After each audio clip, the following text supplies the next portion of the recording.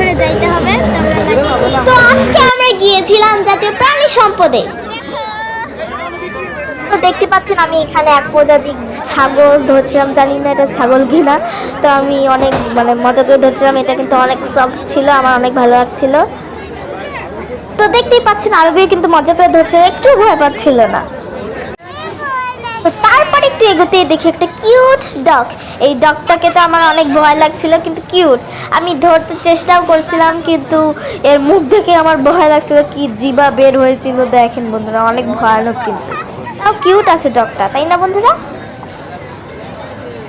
আর দেখেন আরবি একদম ডগটাকে হা করে দেখছিল, আমিও তো ভয় পেয়েছিলাম, তো তাও দেখছিলাম, ভালোই লাগছিল। তারপরে দেখেন আমরা কোথায় এসেছি, এখানে হচ্ছে অনেক গরু রয়েছে এখানে।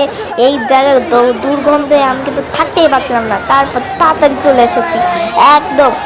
তো এখানে অনেক ভিড় ছিল, আমরা তাড়াতাড়ি চলে এসেছি, তারপর আবার এত দুর্গন্ধ থাকাই যাচ্ছিল না, তো আমরা তাড়াতাড়ি এখান থেকে চলে আসছিলাম। তারপর আমাদের কিছু পিকচার দেখে নিন।